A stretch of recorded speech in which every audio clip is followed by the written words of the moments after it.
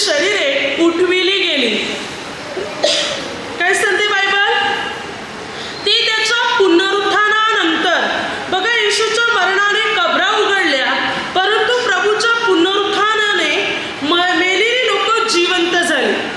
जे लोक मरण पावले होते त्या लोकांची शरीरे उठविली गेली, अर्थात ते पुनरुत्थान प्राप्त करून पवित्र नगरीत अर्थात स्वर्गात गेले. तर ख्रिस्ताचं पुनरुत्थान नक्की काय आहे आणि आपल्याला त्या गोष्टी काय शिकवत आहे हे आपण बायबलद्वारे पाहू की येशूच्या पुनरुत्थानाचा उद्देश काय. पहिली गोष्ट बघा, प्रभू येशूने साऱ्या मानव जातीसाठी आपला प्राण दिला. प्रभूचे बलिदान म्हणजे मानवाला पापातून मुक्ती मिळाली. प्रभू येशूचं बलिदान, प्रभूचा मृत्यू माणसाला पापातून मुक्त करतो. तर प्रभू येशूचं पुनरुत्थान माणसाला नवीन जीवन देते, म्हणजे मरणातून उठवते. कारण ज्या वेळेला प्रभूला वधस्तंभावर खिलण्यात आले तेव्हा प्रभू बरोबर आपणही खिल्ले गेले, अर्थात आपणही पुरले गेले, मृत्यू पावले. आणि जेव्हा प्रभू उठले तेव्हा आपणही उठविले गेले. म्हणजे प्रभूचा मृत्यू किंवा प्रभूचं बलिदान आपल्याला पापातून, मरणातून मुक्त करते आणि प्रभूचं पुनरुत्थान आपल्याला एक नवीन जीवन देते, म्हणजे स्वर्गात जाण्याचा मार्ग मोकळा करते. प्रभू येशूचे पुनरुत्थान. तर प्रभूने मानवासाठी मरण अशासाठी सुचलं की मनुष्य नरकातून वाचविण्यात यावा, मनुष्याचा नाश न व्हावा, तर जो मनुष्य स्वर्गातून आलाय तो पुन्हा स्वर्गाच्या राज्यात जावा म्हणून प्रभू या जगात मनुष्य बनून आले, वधस्तंभावर बलिदान दिला आणि आपल्यासाठी मृत्यू पावले. आणि जेव्हा प्रभू तिसऱ्या दिवशी उठविले गेले, त्या बायबल सांगते त्या ठिकाणी जी घटना घडली ती कोणती घटना होती? पवित्र जनांची शरीरे उठविली गेली. पवित्र लोक पुनरुत्थित झाले. प्रभू येशूच्या पुनरुत्थानानंतर अनेक लोकांची शरीरे जिवंत झाले. ते सर्व लोक पवित्र नगरात म्हणजे स्वर्गाच्या राज्यात गेले. बायबल काय सांगते? प्रभू येशूच्या पुनरुत्थानाच्या द्वारे ते लोक उठले आणि स्वर्गात गेले. म्हणजे प्रभूचं पुनरुत्थान आपल्याला एक नवीन जीवन देते, मरणावर विजय मिळवण्याचा अधिकार देते. प्रभूचं पुनरुत्थान आपल्याला हे शिकवते की आपला नाश होणार नाही, आपण त्या कबरेत राहणार नाही, मातीत राहणार नाही, तर उठविले जाणार आणि देवाच्या राज्यात प्रवेश करणार. प्रभूचे पुनरुत्थान आपल्यासाठी स्वर्गीय दरवाजे उघडते. प्रभूचे पुनरुत्थान स्वर्गात जाण्याचा रस्ता आणि मार्ग मोकळा करत आहे आपल्यासाठी. जे पापामुळे मात्र दरवाजे बंद होते, प्रभूचा मृत्यू, प्रभूचे रक्त याद्वारे ही बंधने तुटली. प्रभूचं पुनरुत्थान याद्वारे आपल्याला विजय मिळाला आणि त्याद्वारे आज आपण स्वर्गाच्या राज्यात जाऊ शकतो. ही आशा आपल्याला प्रभू येशूद्वारे मिळालेली आहे. तर प्रभूने मरणावर विजय मिळवला, प्रभू पुनरुत्थित झाले, प्रभूने सैतानाला तुडवले, प्रभूने विजय प्राप्त केला. प्रभू येशू जिवंत परमेश्वर असून, एकमात्र परमेश्वर असून, राजांचा राजा आणि प्रभूंचा प्रभू असून तो आपल्या प्रत्येकांचा उद्धार करता आणि तारण करता आहे. प्रभूने मरणावर विजय मिळवून हे स्पष्ट केलं, हे प्रगट केलं की प्रभू येशू देवाचा पुत्र आहे किंवा स्वतः परमेश्वर आहे म्हणून. त्याने मरणावर विजय मिळवून मात्र हे निश्चित ठरलं गेलं की तो परमेश्वर आहे, तो देवाचा पुत्र आहे म्हणून तो सर्व काही करू शकतो, कारण सर्व अधिकार आणि सर्व सत्ता त्याच्या हातात आहे, म्हणजे प्रभू येशूच्या हातात. तर प्रभूने मरणावर विजय मिळवला. प्रभू एकदाच मृत्यू पावले आणि एकदा उठविले गेले. तो प्रभू येशू पुन्हा पुन्हा मरत नाही किंवा पुन्हा पुन्हा उठत नाही. बघा, प्रतिवर्षी मनुष्य त्याच गोष्टी करतो. येशू ख्रिस्ताला वधस्तंभावर म्हणजे जसं की प्रभू येशूचा एखादा टेचू किंवा अशी एक गोष्ट तयार करतो, वधस्तंभावर खेळतो, मग वधस्तंभावर स्वतः काढतो, कबरे म्हणजे ठेवतो आणि मग सांगतो की आता येशू उठलेले आहे. तर आपण हे नाटक करून प्रभू येशूची थट्टा करतो. प्रभू येशू एकदाच मृत्यू पावले आणि पुन्हा उठविले गेले. त्याच्या मरणाची सत्ता चालत नाही. रोमकरास पत्र 6:9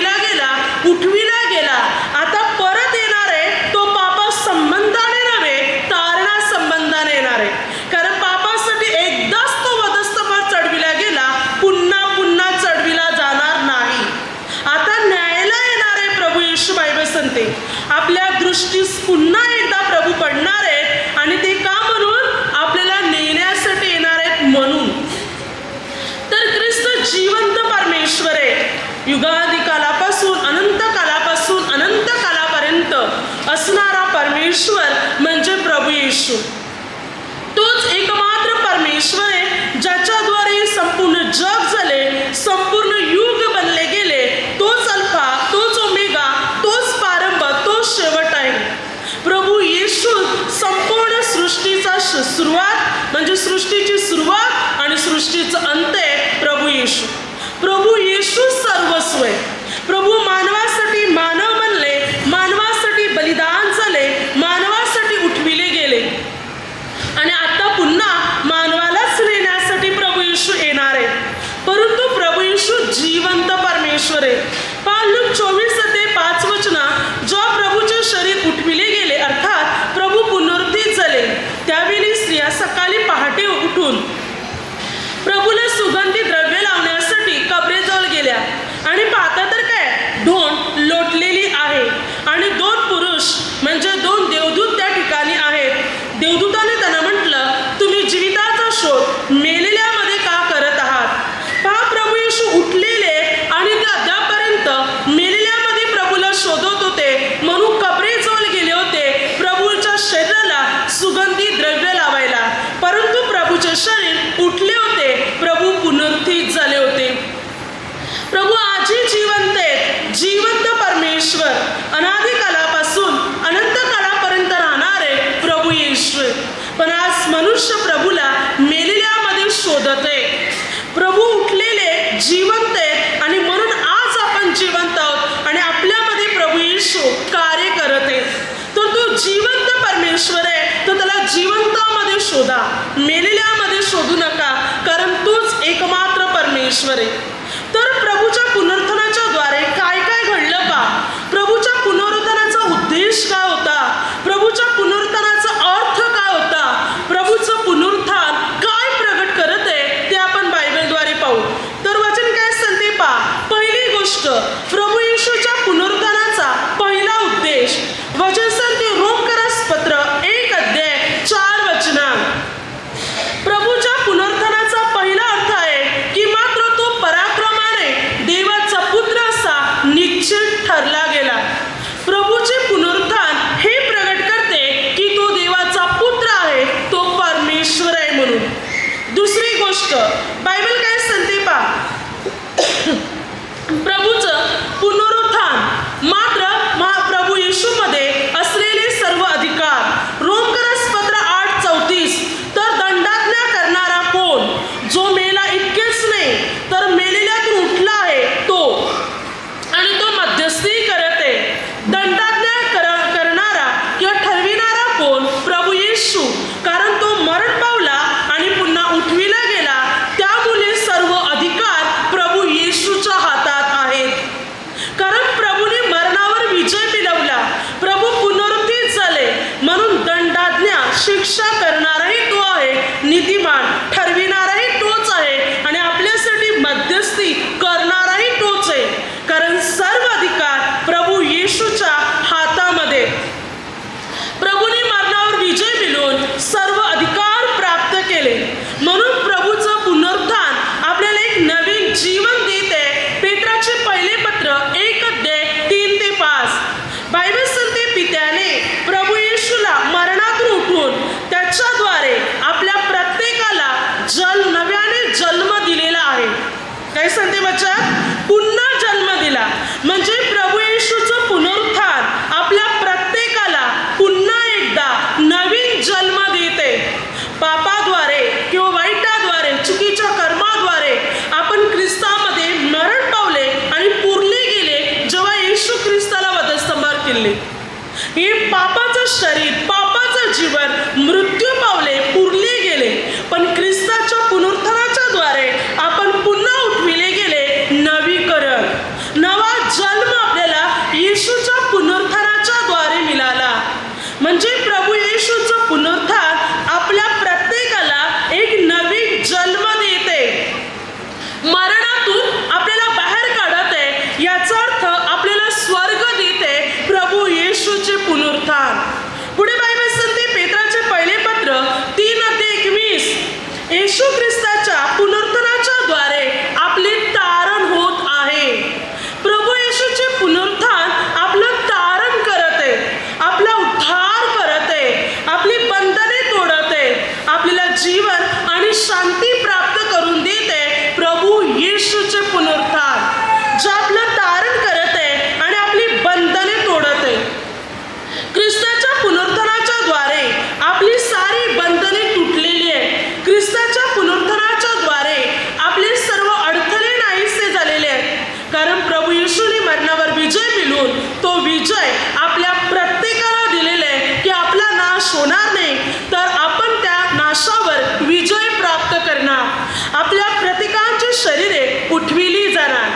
ज्या वेळेला आपण मात्र मृत्यू पावणार किंवा ख्रिस्तामध्ये आपण झोप घेणार, त्यावेळेला मात्र आपल्या शरीराचा, आपल्या जीवनाचा नाश होणार नाही.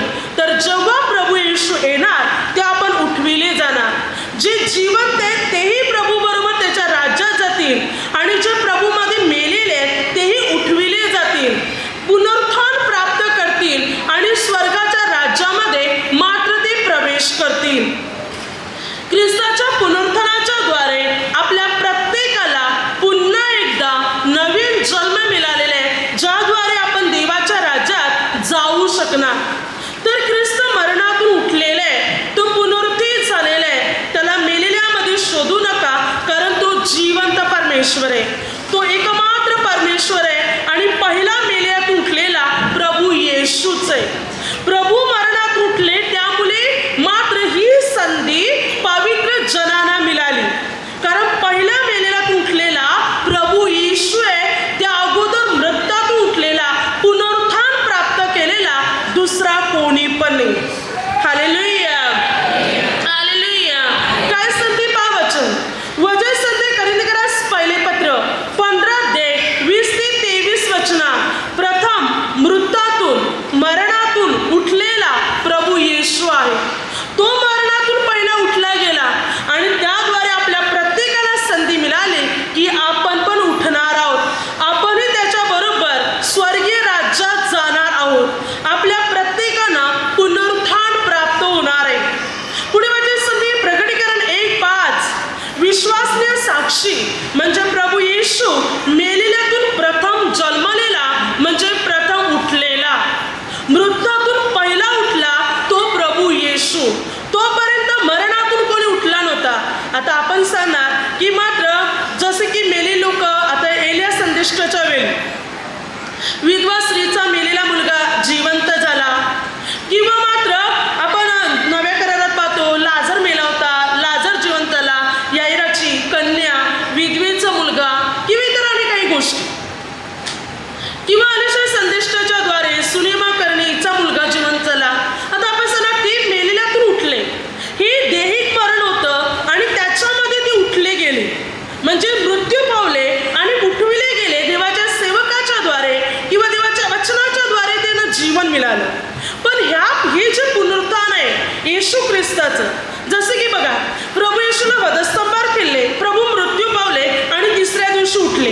हे ते पुनरुत्थान होतं, नवीन जीवन जे या पृथ्वीवर राहण्यासाठी नव्हे तर स्वर्गात जाण्यासाठी. बघा प्रभू तिसऱ्या दिवशी उठले, 40 दिवसपर्यंत प्रभू आपल्या शिष्यांना भेटत होते, दर्शन देत होते. त्यानंतर प्रभूला मृत्यूचा अनुभव आला नाही, प्रभू शरीरासह स्वर्गाच्या राज्यात गेले. आता एलियाही शरीरासह स्वर्गाच्या राज्यात गेला, पण एलियाला मृत्यूचा अनुभव आला नाही. देवाने उचललं आणि त्याला स्वर्गात नेलं. परंतु प्रभू येशूच्या बाबतीत प्रभू येशू मरणातून प्रथम उठले. प्रभू येशू मरणातून उठून पुनरुत्थान प्राप्त करून अनेक पवित्र जनांची शरीरे उठविली आणि प्रभू येशूच्या द्वारे मानवाला स्वर्गात जाण्याची संधी मिळाली. म्हणून पहिलं पुनरुत्थान प्रभू येशूचं आहे. प्रभू येशू प्रथम मरणात उठले, मरण पावले आणि तिसऱ्या दिवशी उठले. आज प्रभूद्वारे आपणही सर्व उठविले जाणार. कोणत्या संदेष्टाच्या नावात आपण उठणार नाही, कोणत्या माणसाच्या नावात आपण उठणार नाही, कोणता मनुष्य आपल्याला उठविणार नाही. आपल्याला उठविणार आहे तो प्रभू येशू.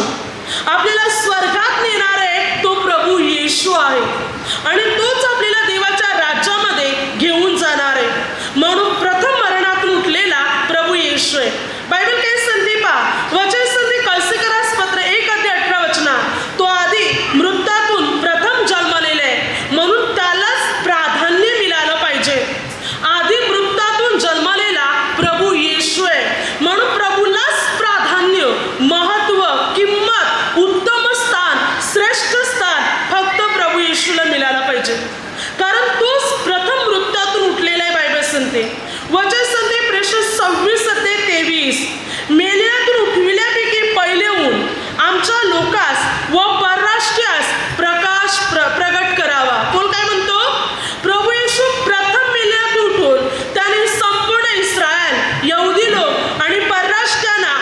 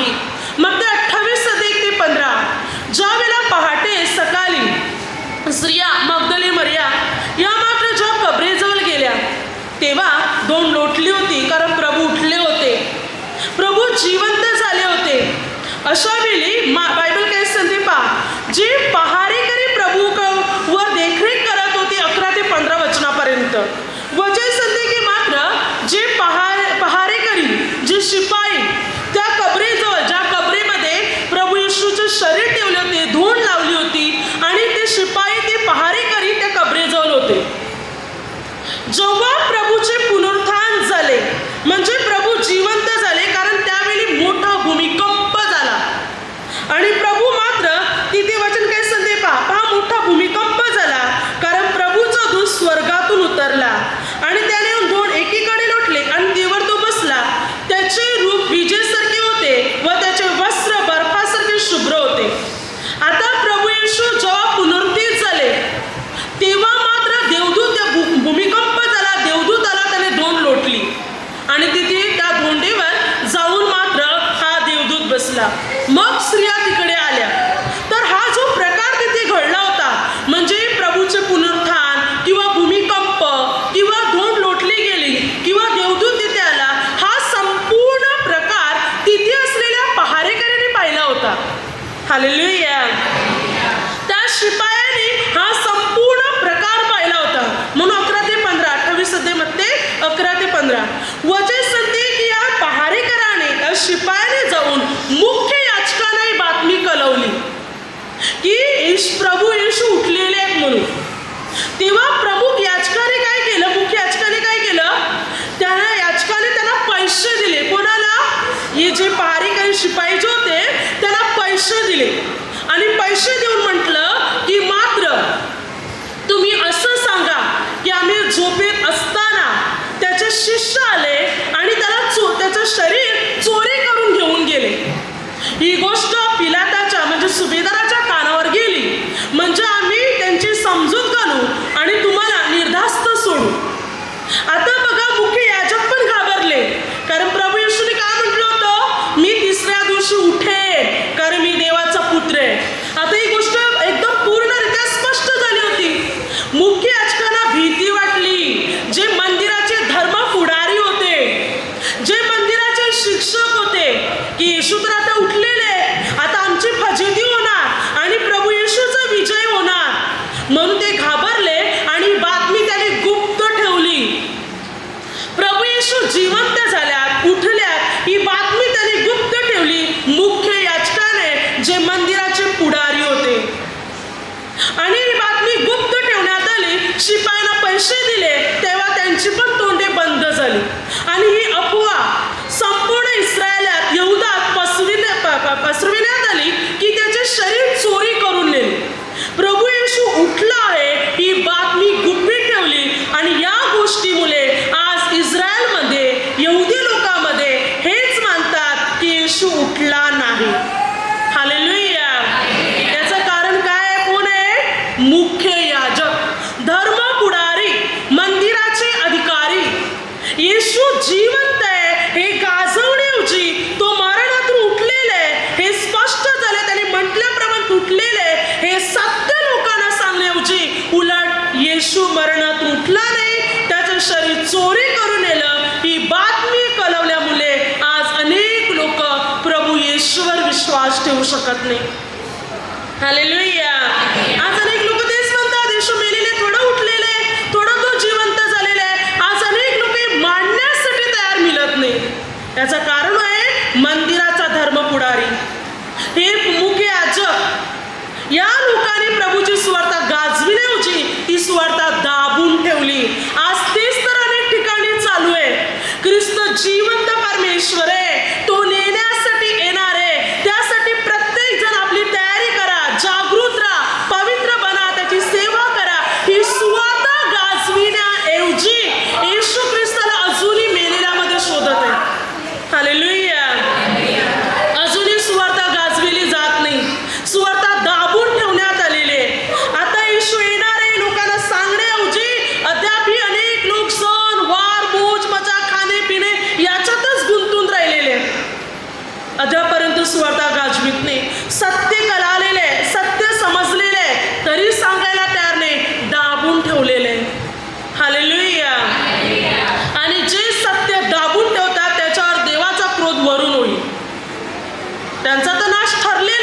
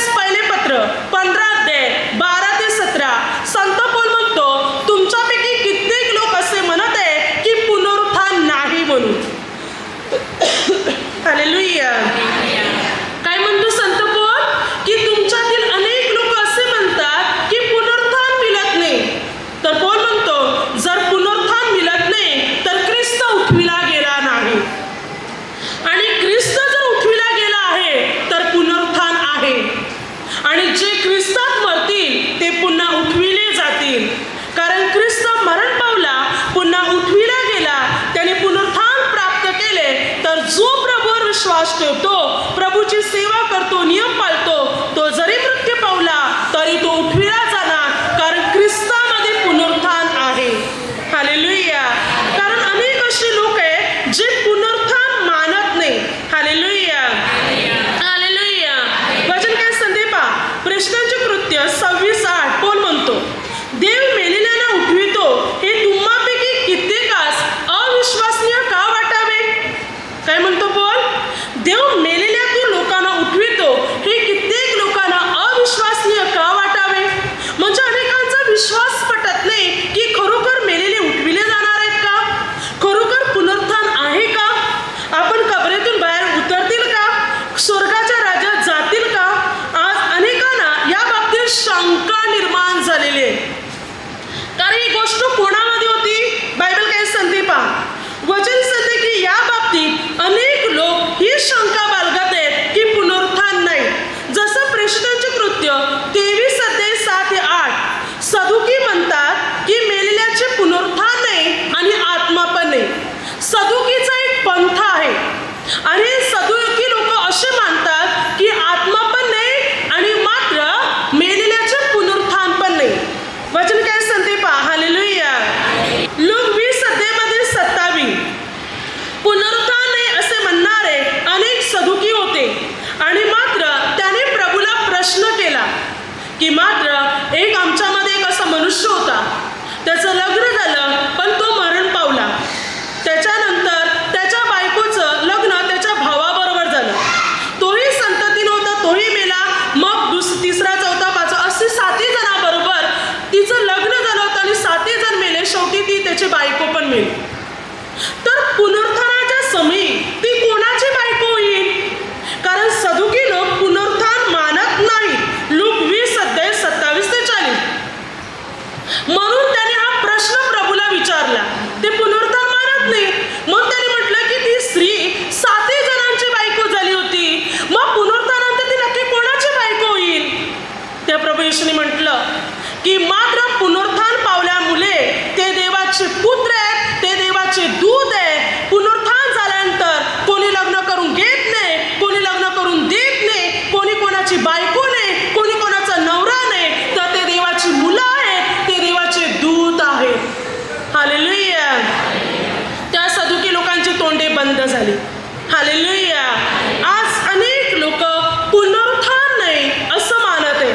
सदुकी लोक तेच म्हणतात, परंतु प्रभूने सदुकी लोकांची तोंडे बंद केली की पुनरुत्थान आहे आणि पुनरुत्थानानंतर कोणी कोणत्या नात्याला बांधलेला नाही, तर ते सर्वजण देवाची मुलं आहेत आणि देवाला सर्वजण मात्र जिवंत आहेत. कारण तो जिवंतांचा परमेश्वर आहे, कारण तो जिवंताचा प्रभू आहे, कारण त्याला सर्वजण जिवंत आहेत. म्हणून वचन काय सांगते पहा, अनेक लोक पुनरुत्थान नाही या बाबतीत मात्र कुरकुर करत होते आणि त्यामुळे मात्र ते विरोधी करत होते. परंतु प्रभूचं कार्य वाढत गेलं. आता संत पौल काय म्हणतो पहा, कोरिन्थीकरास पहिले पत्र 15:36 हे निर्वृद्ध मनुष्य जे तू स्वतः पेरितोस ते मेले नाही तर ते जिवंत केले जात नाही. काय सांगते? पुनरुत्थान न मानणारे लोक होते. म्हणून पौलाने म्हटलं की तुला कळत नाही का, तू जेव्हा दाणा पेरतो जमिनीमध्ये, तो दाणा जोपर्यंत मरत नाही तोपर्यंत तो अंकुरित होणार नाही. तू जो दाणा जमिनीत पेरतो तो दाणा मरतो आणि मग तो अंकुरित होतो, नव्याने जन्म घेतो.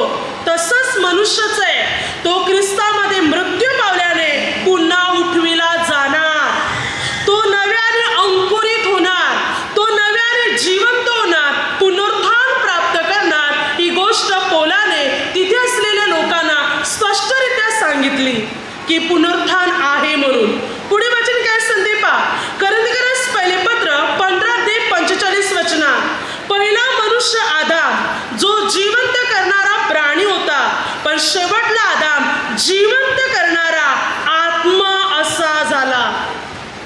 प्रभू येशू जिवंत करणारा आत्मा, माणसाला मेलेल्यातून उठविणारा आत्मा. प्रभू येशू माणसाला उठवतो. म्हणून वचन सांगते की मेलेले उठविले जातात. ख्रिस्तामध्ये जे मेलेले ते सर्व उठविले जातील, कारण देवामध्ये प्रभूला सर्व जिवंत आहे. तो जिवंतांचा प्रभू आहे. मग ते भले मरण पावले तरी ते उठतील, कारण देवाला ते सर्व जिवंत आहे.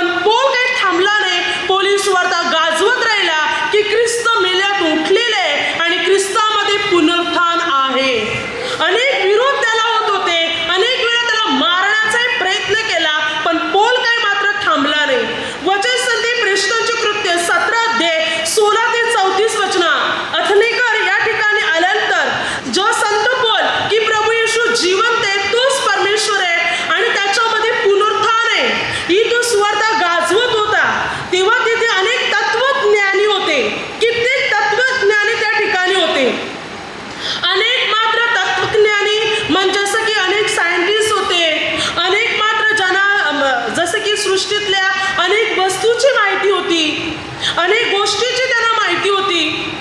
आणि अशा वेळेला हे तत्वज्ञानी त्या ठिकाणी असताना संत पौल घोषणा करत होता की येशू मेल्यात उठलेले आहे आणि येशूमध्ये मेलेल्याचे पुनरुत्थान आहे. त्या बायबल सांगते जेव्हा पौल ही घोषणा करत होता तेव्हा काही माणसे पौलाला चिकटून राहिली आणि त्याने प्रभू येशूवर विश्वास ठेवला. अनेक लोक तिकडे होते, अनेक तत्वज्ञानी तिकडे होते, अनेक सायंटिस्ट लोक त्या ठिकाणी होते, अनेक लोकांना शास्त्राची किंवा सृष्टीतल्या वस्तूची माहिती असलेली लोक त्या ठिकाणी होते. ज्यांना या गोष्टी माहिती होत्या, जे शोध करणारे लोक होते, अशा लोक त्या ठिकाणी होते. आणि जेव्हाही पौल सुवार्ता गाजवीत होता तेव्हा अनेक लोक मात्र पौलाला चिकटले. म्हणजे अनेक लोकांनी प्रभूवर विश्वास ठेवला, अनेक लोकांनी प्रभूला ग्रहण केले. कारण या तत्वज्ञानी जे तिथे होते अगोदर विरोध करत होते, पण त्यांनाही बातमी खरी पटली की खरोखर येशू उठलेला आहे म्हणून. बघा, जे सृष्टी तत्वाचा शोध करत होते त्यांना पण कळालं की येशू जिवंत आहे. अनेक तत्वज्ञानी जे प्रमुख याजक नव्हते, जे मुख्य याजक नव्हते, जे यहुदी नव्हते, पण मात्र शोध करणारे लोक होते, त्यांनाही स्पष्ट झालं, त्यांनाही प्रगट झालं की येशू खरोखर उठलेले आहे. हालेलुया. जे धर्म पुढारी होते ते विश्वास ठेवू शकले नाही, परंतु असे लोक जे धर्म पुढारी तर नव्हते पण शोध करत होते सृष्टीतल्या तत्वाचा, आणि शोध करत असताना त्यांना हे स्पष्ट झालं की येशू खरोखर उठलेले आहे आणि प्रभू येशू जिवंत परमेश्वर आहे. हे त्या तत्वज्ञानी जे लोक तिकडे होते, मात्र शोध करणारे जे लोक होते यांना सुद्धा ही बातमी सत्य वाटली. त्या लोकांनी पण विश्वास ठेवला. अगोदर मात्र विरोध केला, पण नंतर त्यांना कळालं आणि त्या लोकांनी पण विश्वास ठेवला. हालेलुया. त्यांच्यातल्या कित्येक लोकांनी विश्वास ठेवला, कित्येक लोक प्रभूला चिकटून राहिले, कारण ही बातमी सत्य आहे. प्रभू येशू उठलेले आहे, प्रभू जिवंत आहे, प्रभूने पुनरुत्थान प्राप्त केलेले आहे आणि प्रभू येशूमध्ये पुनरुत्थान आहे. हालेलुया.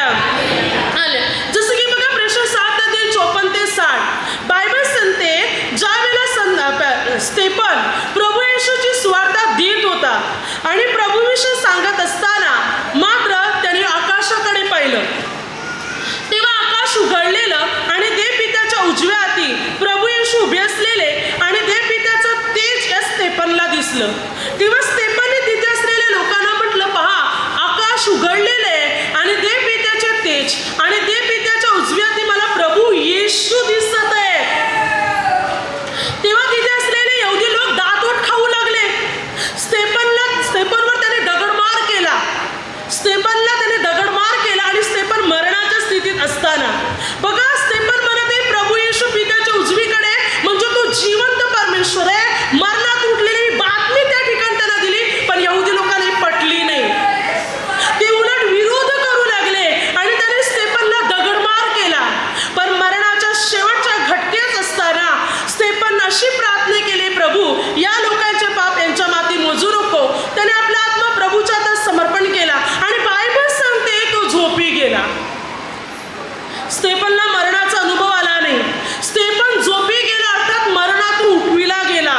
मरणावर विजय मिळवला स्तेफनने, पण कसं? प्रभू येशूने त्याला उठवलं. तो झोपी गेला म्हणजे उठला. बघा, झोपलेली व्यक्ती उठते तसं स्तेफन उठविला गेला देवाच्या राज्यात. तो मरायच्या अगोदरच त्याचं स्वागत करायला प्रभू येशू उभे होते पित्याच्या उजवीकडे. बायबल वाचा स्तोत्रसहित 110:1 इब्री लोकासपत्र 12:2-3 इब्री लोकासपत्र 10:12 मार्क 16:19 प्रभू येशू जाऊन पित्याच्या उजवीकडे बसल्या. पण हे एकच असं वचन आहे की प्रभू येशू दे पित्याच्या उजवीकडे उभे आहे. आणि कोणाचं स्वागत करायला उभे होते? स्तेफनचं स्वागत करायला उभे होते. त्याच्या मृत्यू अगोदरच प्रभू उभे राहिले होते स्तेफनचं स्वागत करायला, कारण स्तेफन आता पुनरुत्थान प्राप्त करणार आहे आणि वर येणार आहे. हालेलुया. स्तेफन उठविला गेला, देवाच्या राज्यात त्याने प्रवेश केला, त्याचं पुनरुत्थान झालं. हालेलुया. म्हणून बायबल सांगते जे प्रभूमध्ये मरण पावतील ते पुन्हा उठविले जातील, ते पुनरुत्थान प्राप्त करतील, ते मरणावर विजय मिळवतील, कारण ख्रिस्तामध्ये पुनरुत्थान आहे. ही बातमी ख्रिस्तामध्ये पुनरुत्थान आहे ही बातमी जुन्या करारापासून होती. देवाच्या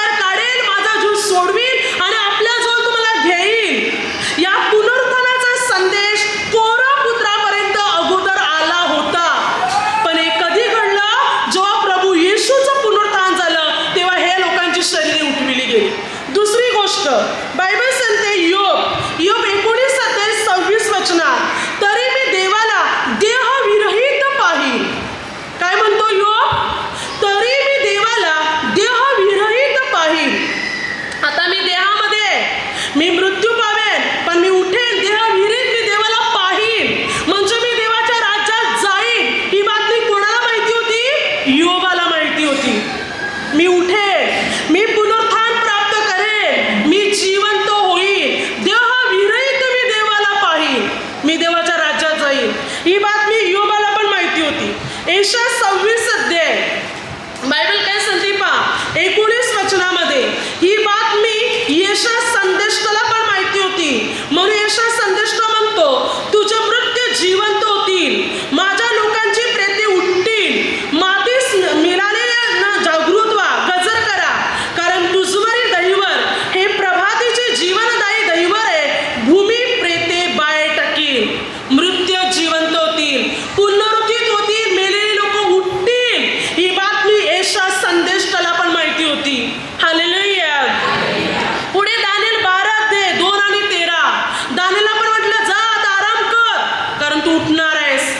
अनेक लोक उठविले जातील, मातीतून धुलीतून बाहेर पडतील, कबरीतून बाहेर उतरतील. ही बातमी दानिएलला पण माहिती होतं की पुनरुत्थान होणार आहे, उठविले जाणार आहे, कबरीतून प्रेते बाहेर पडणार आहे. ही बातमी दानिएलला पण माहिती होती. हालेलुया.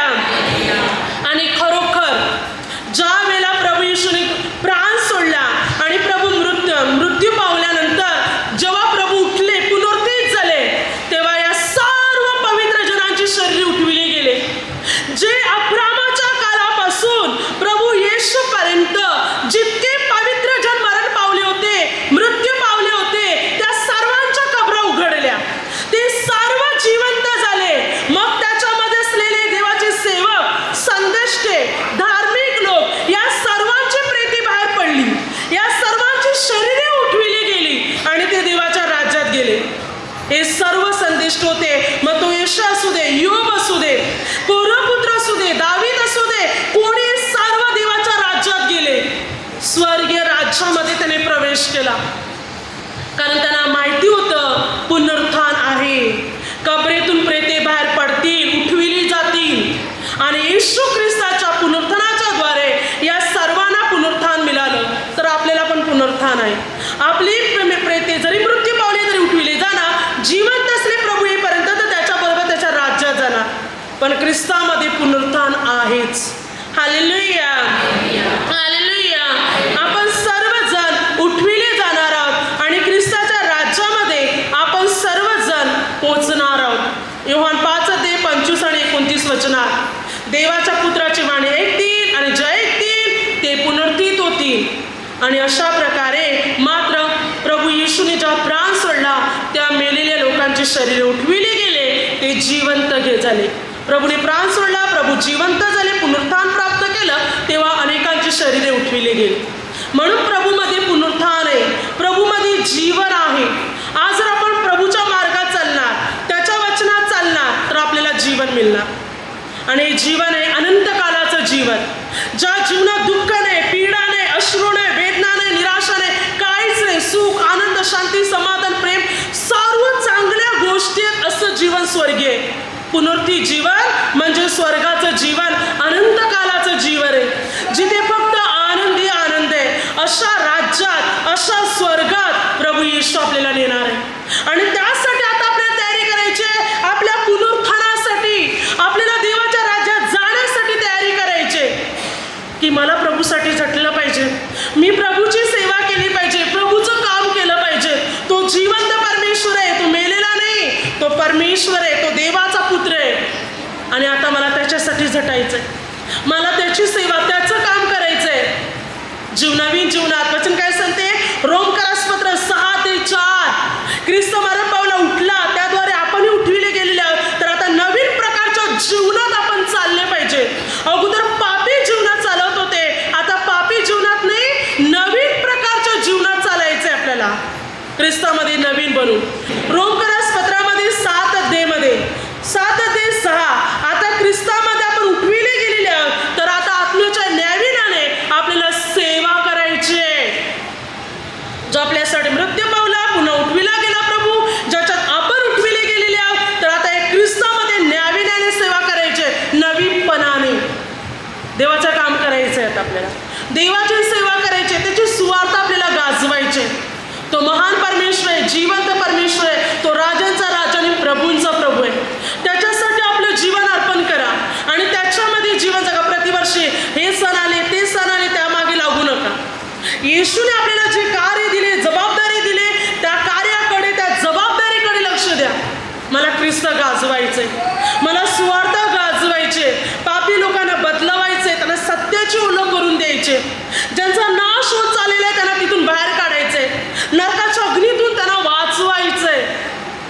मिळवण्यासाठी प्रयत्न करा. आणि असं प्रयत्न करत असतील आणि जर आपण आत्मे नरकात जाण्यापासून वाचवले तर स्वर्गाच्या राज्यात सर्वात उत्तम स्थान आपल्याला मिळेल, सर्वात श्रेष्ठ स्थान आपल्याला मिळेल. म्हणून देवाची सुवार्ता गाजवण्याची वेळ आहे. Hallelujah, hallelujah, hallelujah. आता मग शब्दाद्वारे जे काही चुकलं असेल त्याबद्दल मला क्षमा असावी. हालेलुया.